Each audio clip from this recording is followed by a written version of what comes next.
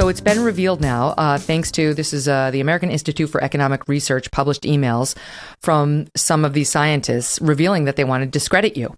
And they had a conference in October, early October, 2nd through the 4th, 2020. This is 4 days after the conference. Dr. Francis Collins called 3 of the scientists in attendance, quote, fringe epidemiologists, and sent a directive to Anthony Fauci and other senior staff to publish. He wanted a quick and devastating published takedown of the Great Barrington Declaration's premises. He stayed on it. Fauci was on board. He wrote the same night to let Collins know that there was already a devastating takedown of the Declaration in Wired by some science reporter, not a doctor at Stanford, named Matt Reynolds. And then by mid-October 2020, Collins emailed again to boast about calling the 3 scientists, you and your 2 colleagues, fringe in the Washington Post, told Fauci the ongoing campaign to take down the Great Barrington Declaration won't be appreciated in the Trump White House. But Fauci assured him, oh, don't worry, the Trump White House is too busy dealing with other things to worry about Great Barrington.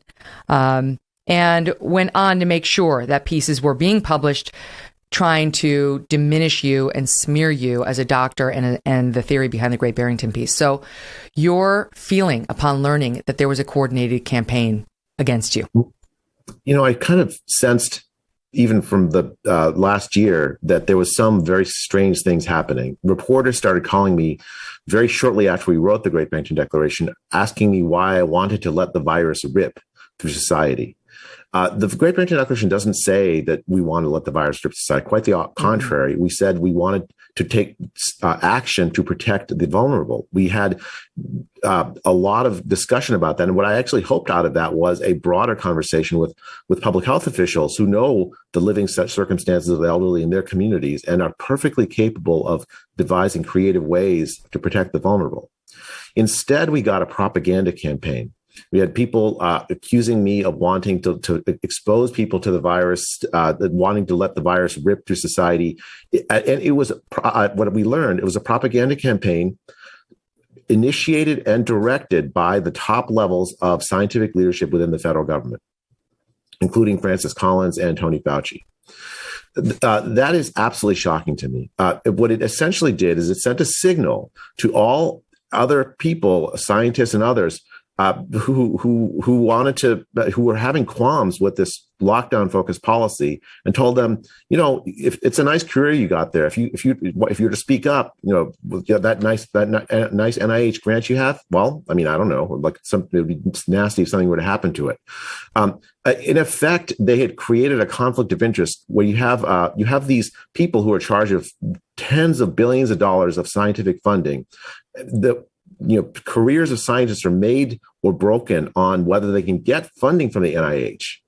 And so now you have the head of the NIH essentially saying this is a fringe view to someone, you know, like okay, you can ignore me, but like you had Martin Kulldorff at Harvard University and Sunetra Gupta at Oxford University signing on, and tens of thousands of others, epidemiologists and scientists signing on, essentially to call all of that opposition fringe. What was at play here? What they wanted to do was to create a false sense that there was a scientific consensus when there wasn't a scientific consensus. They effectively lied and created a propaganda campaign in order to get their policy. And unfortunately, they got their way. It's stunning to see how political they are. I mean, we've sort of seen it over the past 2 years, but it's stunning to see it in writing. And to talk about, as you point out, you and your 2 colleagues who came on this show right when you published it in October of 2020, we had you guys on and we talked about it. These are not fringe epidemiologists. I mean, we've got Harvard, Oxford, Stanford. Last I looked, these aren't fringe organizations. I realize you don't speak for your entire institution, but you came out with a thoughtful alternative to the devastating lockdowns that we've seen. And when you came on my show, you highlighted the devastation that the lockdowns were causing. That was one of your great concerns, that yes, we're only looking at harm from COVID, but we need to look at the hunger, for example, that's going to happen in foreign countries as a result of this and so on, and the deaths that we're going to see as a result. That's not fringe.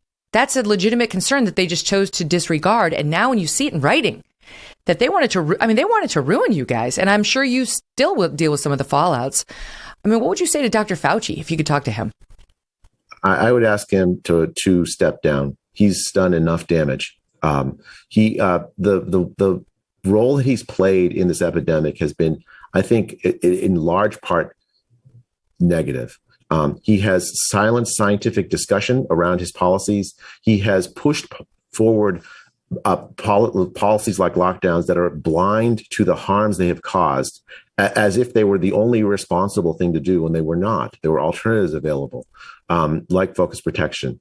And the fact that he is the head of the NIH, where he controls, or the head of the NIAID, where he controls the budgets of epidemiologists and virologists and others who have been elevated to the top of their ability to comment on COVID policy, that itself has created this enormous conflict of interest. He should never have been in charge of COVID policy. I mean, in effect, he's been the de facto president of the United States for the last 2 years, setting the most important policy followed by the United States and actually around the world. It's far past time for him to step down. Have you heard from him or from Francis Collins in the wake of this revelation? No. In fact, I was really surprised to see Francis Collins go on TV shortly after the FOIA email documents come out and double down. He called us fringe again. He defended himself, saying that this was an irresponsible let-it-rip strategy. He continued the propaganda campaign instead of forthrightly apologizing, which is what he should have done. It's one of these things where I have to say, I've long admired Francis Collins. I even at once upon a time admired Tony Fauci. Especially Francis Collins is a giant in his field. He was a epidemiologist. He was a geneticist that's responsible for the Human Genome Project. But I think in the context of COVID policy, he was far out of his league. He does not know public health. It's very clear that he did not understand the lockdown, the harms, the devastating harms of lockdown to the poor and vulnerable around the world. Was blind to it. And then he acted in this irresponsible way, silencing debate when instead he should have been embracing it. And the irony of now Fauci on TV saying, well, the reason we're shortening the quarantine period from 10 days to 5 is because people need to get back out there to work. You can't have a society run like this where this many people who are infected are sitting out for 10 days. Finally admitting some balance is required. Zero COVID is not possible. You can't design every policy around how do we minimize the disease's spread. You have to be realistic about the fact that society must go on. But you made that recognition in October of 2020 and were called fringe and publicly attacked by Fauci and Collins and others doing their bidding because of it.